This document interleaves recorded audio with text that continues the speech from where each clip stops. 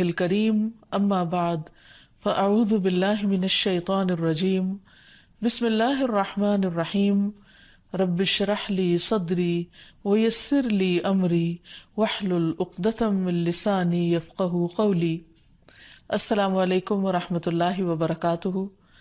ناظرین، پروگرام دعا کیجئے کے ساتھ آپ کی خدمت میں حاضر ہیں۔ آج ہم انشاءاللہ بیماری سے شفا کی دعائیں آپ کے ساتھ شیئر کریں گے۔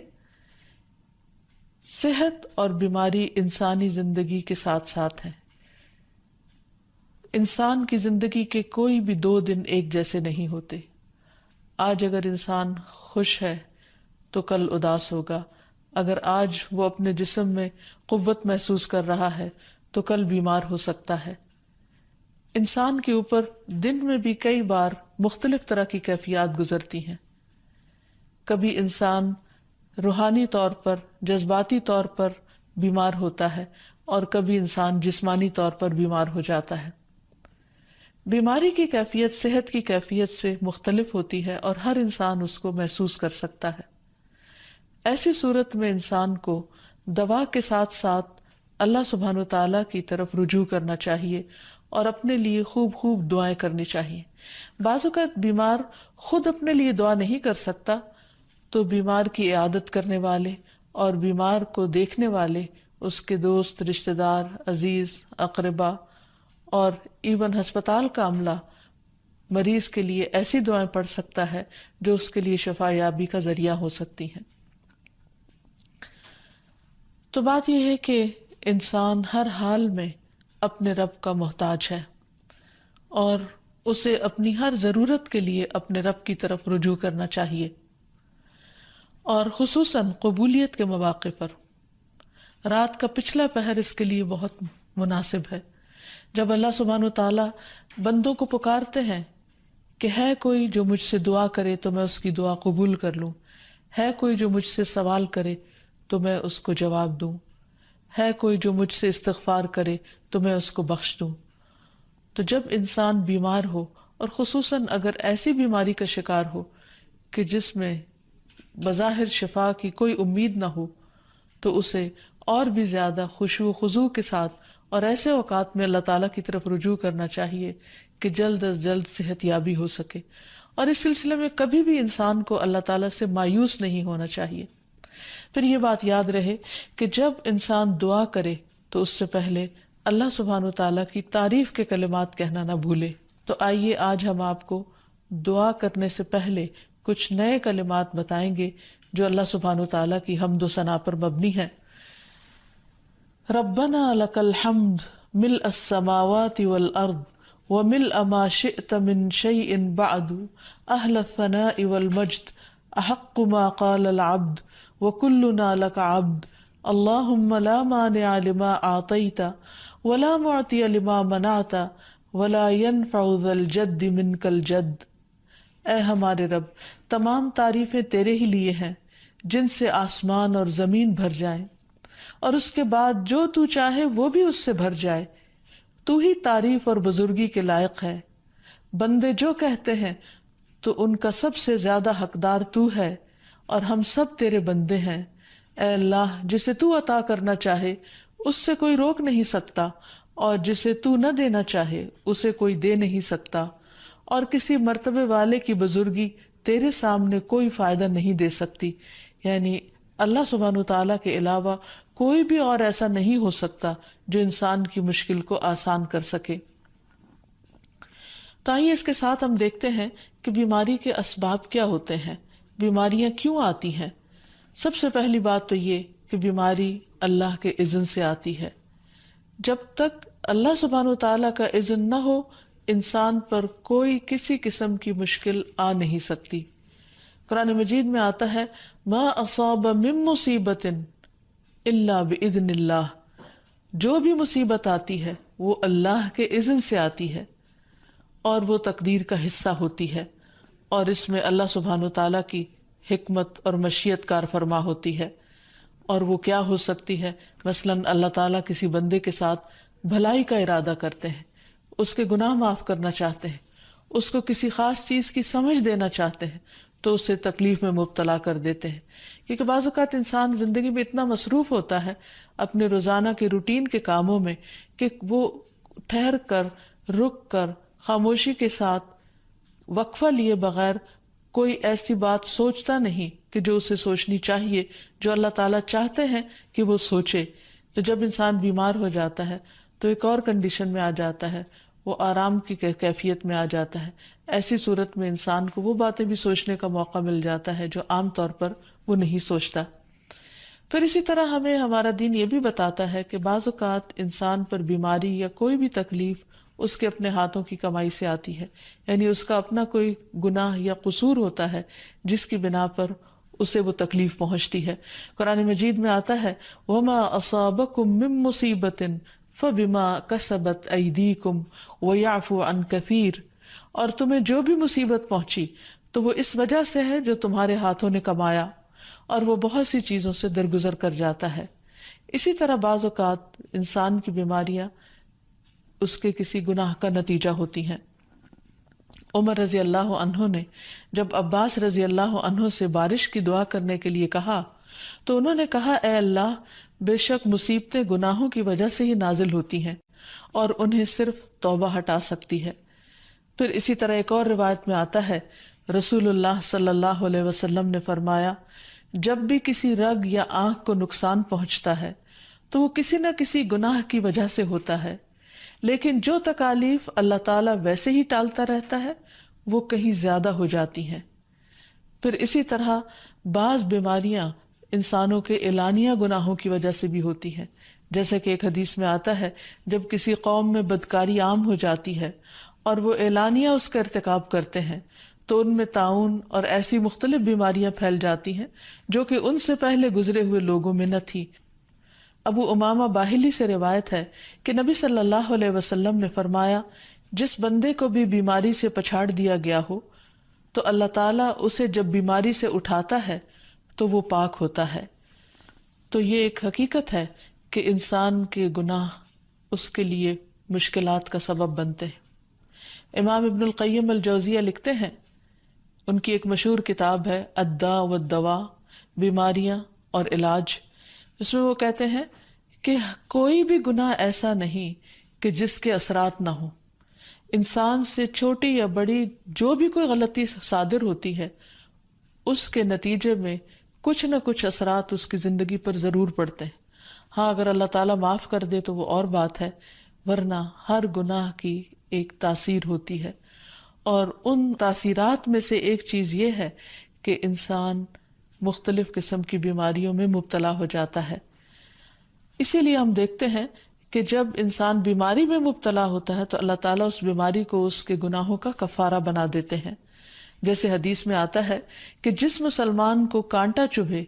یا اس سے زیادہ کوئی تکلیف پہنچتی ہے تو اللہ تعالیٰ اس کے ذریعے اس کے گناہوں کو اس طرح دور کر دیتا ہے جس طرح درخت سے اس کے پتے جھڑتے ہیں.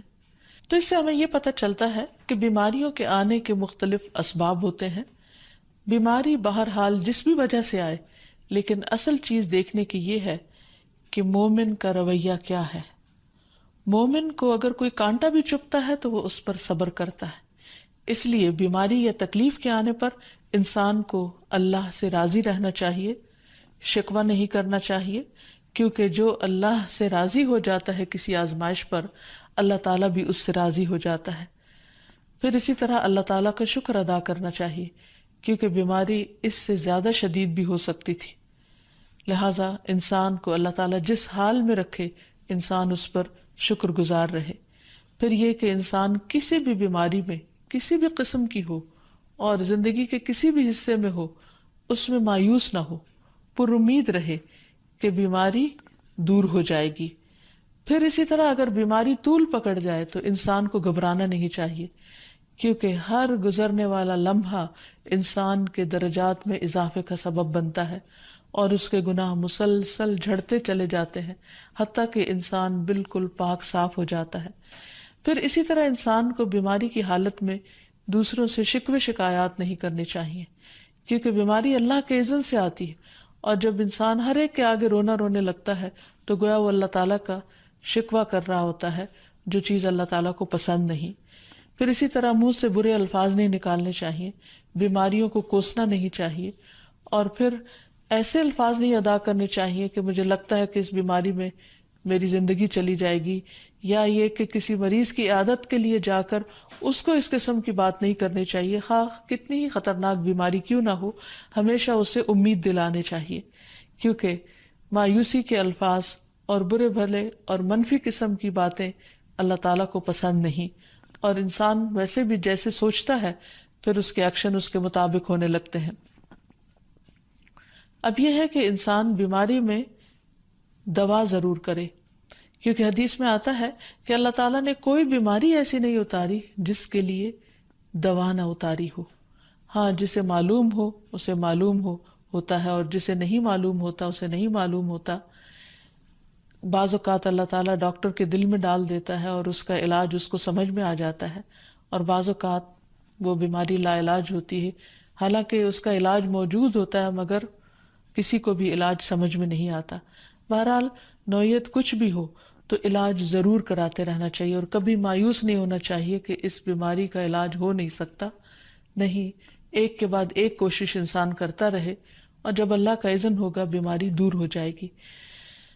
اور اس کے ساتھ ساتھ انسان یہ بھی یقین رکھے کہ شفا اللہ کے ہاتھ میں ہے، کسی ڈاکٹر کے ہاتھ میں نہیں، کسی انسان کے ہاتھ میں نہیں،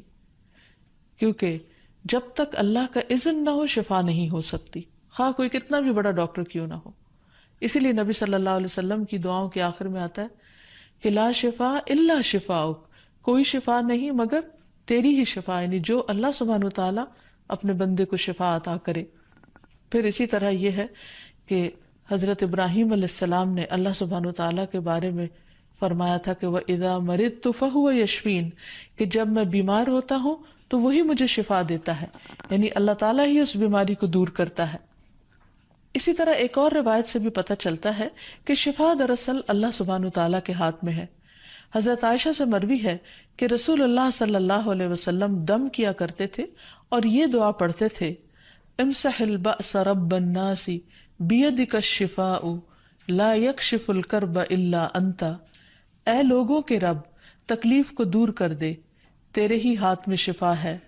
تیرے سوا اس کو دور کرنے والا اور کوئی بھی نہیں۔ پھر اسی طرح انسان جب کسی بیمار کی عادت کے لیے جائے تو اس پر بھی دعا پڑھے اور اس کے لیے دعا کرے۔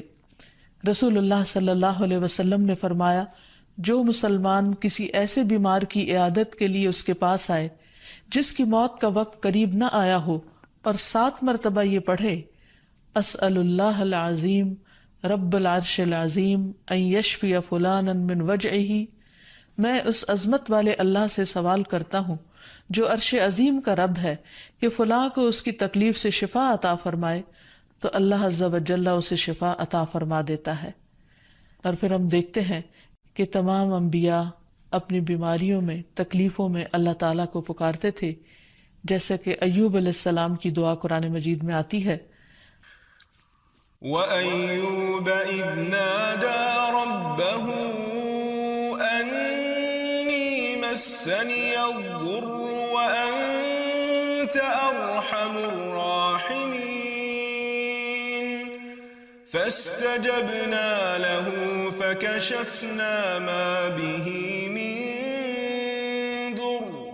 وَآتَيْنَاهُ أَهْلَهُ وَمِثْلَهُمْ مَعَهُمْ رَحْمَةً مِنْ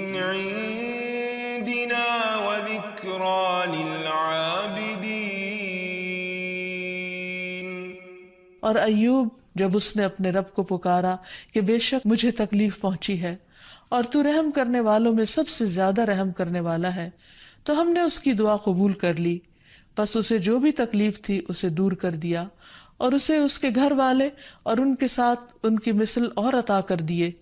اپنے پاس سے رحمت کے لیے اور ان لوگوں کی یاد دہانی کے لیے جو عبادت کرنے والے ہیں۔ اسی طرح رسول اللہ صلی اللہ علیہ وسلم نے ایک اور موقع پر ایک صحابی عثمان بن ابی عاص الثقفی کو ایک دعا سکھائی۔ جب وہ نبی صلی اللہ علیہ وسلم کے پاس حاضر ہوئے، وہ کہتے ہیں مجھے اتنی تکلیف تھی کہ قریب تھا کہ وہ مجھے ہلاک کر دیتی، تو نبی صلی اللہ علیہ وسلم نے مجھے فرمایا اس درد کی جگہ پر اپنا دایاں ہاتھ رکھو اور 7 مرتبہ کہو بسم اللہ اعوذ بعزت اللہ و قدرتہ من شر ما اجد و احاذر، اللہ کے نام کے ساتھ میں پناہ مانگتا ہوں اللہ کی عزت کی اور اس کی قدرت کی اس شر سے جو میں محسوس کرتا ہوں، یعنی اس تکلیف سے بچنے کے لیے جو مجھے محسوس ہو رہی ہے اور جس سے میں خوف محسوس کرتا ہوں۔ عثمان کہتے ہیں کہ جب میں نے یہ پڑھا تو اللہ سبحانہ وتعالیٰ نے مجھے شفا عطا کر دی۔ پھر اسی طرح ہر بیماری سے شفا کی دعا نبی صلی اللہ علیہ وسلم نے سکھائی۔ عبداللہ بن عباس سے مروی ہے کہ نبی اکرم صلی اللہ علیہ وسلم نے فرمایا، جب کوئی شخص کسی ایسے مریض کی عیادت کرے جس کی موت کا وقت ابھی قریب نہ آیا ہو اور اس کے پاس 7 مرتبہ یہ دعا پڑھے، اسأل اللہ العظیم رب العرش العظیم ان یشفیک، میں عظمت والے اللہ جو عرش عظیم کا رب ہے اس سے دعا کرتا ہوں کہ وہ تمہیں شفا عطا کرے، تو اللہ تعالیٰ اسے اس مرض سے شفا عطا کر دے گا۔ پھر اسی طرح نبی صلی اللہ علیہ وسلم اگر کسی کو کوئی پھوڑا پھنسی ہوتی تو اپنے لعاب دہن کے ساتھ زمین کی مٹی تھوڑی سی لے کر اس درد تکلیف والی جگہ پر لگاتے تو اس سے بھی شفا ہوتی۔ حضرت عائشہ کہتی ہیں کہ جب کسی انسان کے عضو میں کوئی تکلیف ہوتی، پھوڑا یا زخم ہوتا، تو نبی صلی اللہ علیہ وسلم اپنی انگلی اس طرح رکھتے، اور سفیان جو راوی ہیں انہوں نے اپنی شہادت کی انگلی زمین پر رکھی، پھر اسے اٹھا کر فرمایا بسم اللہ تربت اردنا بریقت بعدنا لیشفى به سقیمنا باذن ربنا، اللہ کے نام کے ساتھ ہماری زمین کی مٹی ہمارے رب کے حکم سے ہم میں سے بعض کے تھوک کے ساتھ ہمارے بیمار کو شفا دی جائے۔ یعنی لعاب دہن کا اپنا ایک اثر ہوتا ہے، اور لعاب دہن جو ہے ایک طرح سے دوا کا کام کرتا ہے، اور اللہ کا نام لے کر جب لعاب دہن لگایا جائے تو شفا ہوتی ہے۔ جیسے کہ ایک اور موقع پر نبی صلی اللہ علیہ وسلم نے ایک جلے ہوئے مریض کے اوپر یہی دعا پڑھ کر لعاب دہن لگایا تو اللہ تعالیٰ نے اس مریض کو شفا یاب کر دیا، اور وہ دعا تھی اذہب البأس رب الناس واشف انت الشافی لا شفاء الا شفاؤک شفاء لا یغادر سقما۔ پھر اسی طرح ایک موقع پر ایک قبیلے کے سردار کو جب بچھو نے کاٹ لیا اور اس کے جسم میں زہر پھیل گیا تو ایک صحابی نے سورۃ الفاتحہ پڑھ کر اس پر دم کیا تو اس سے اس کو شفا ہو گئی، اور یہ بات جب نبی صلی اللہ علیہ وسلم کو بتائی گئی تو آپ اس پر خوش ہوئے۔ اور سورۃ فاتحہ سب لوگوں کو آتی ہے، اسی لیے اس کا نام سورۃ الشفا بھی ہے، کیونکہ یہ بیماری میں بطور علاج پڑھی جاتی ہے مریض پر، مریض خود بھی پڑھ سکتا ہے اور اس کے اٹینڈنٹس بھی اس پر پڑھ سکتے ہیں۔ حضرت علی رضی اللہ تعالیٰ عنہ کہتے ہیں کہ نبی صلی اللہ علیہ وسلم کو بچھو نے ڈس لیا اور آپ نماز پڑھ رہے تھے۔ جب آپ نماز سے فارغ ہوئے تو آپ نے فرمایا اللہ تعالیٰ بچھو پر لعنت کرے، یہ نہ نمازی کو چھوڑتا ہے نہ کسی اور کو۔ پھر آپ نے پانی اور نمک منگوایا، آپ اس پر ملتے جا رہے تھے اور یہ صورتیں پڑھ رہے تھے قل یا ایھا الکافرون وقل اعوذ برب الفلق اور قل اعوذ برب الناس، تو یہ بھی ایسے مواقع پر پڑھی جا سکتی ہیں۔ پھر اسی طرح یہ ہے کہ اگر کسی بھی دوا یا دعا سے مریض صحت یاب نہ ہو رہا ہو، اس کی تکلیف کم نہ ہو رہی ہو، تو بھی موت نہیں مانگنی چاہیے، کیونکہ مومن کے لیے زندگی ایک بہت بڑی نعمت ہے۔ وہ جس بھی حال میں گزرے، بہرحال وہ اسے آخرت کمانے کا ذریعہ بنا سکتا ہے۔ یعنی اگر وہ تکلیف میں اس کی زندگی گزر رہی ہے اور اس پر وہ صبر کر رہا ہے اور اللہ کو یاد کر رہا ہے تو اس کے بے پناہ درجات بلند ہونے کا ذریعہ ہے، یعنی یہ بیماری اس کے لیے بلندی درجات کا ذریعہ بن جاتی ہے۔ اس لیے کبھی بھی موت نہیں مانگنی چاہیے۔ ہاں اگر تکلیف حد سے بڑھ جائے تو انسان یہ دعا مانگ سکتا ہے اللہم احینی ما کانت الحیات خیرا لی وتوفنی اذا کانت الوفات خیرا لی، اے اللہ جب تک میرے لیے زندگی بہتر ہو مجھے زندہ رکھ، اور جب میرے لیے وفات بہتر ہو تو مجھے وفات دے دے۔ تو اللہ تعالیٰ سے دعا ہے کہ اللہ تعالیٰ تمام بیماروں کو صحت اور شفا عطا فرمائے اور ہمیں بیماری اور آزمائش کے موقع پر اپنی طرف رجوع کرنے کی توفیق دے۔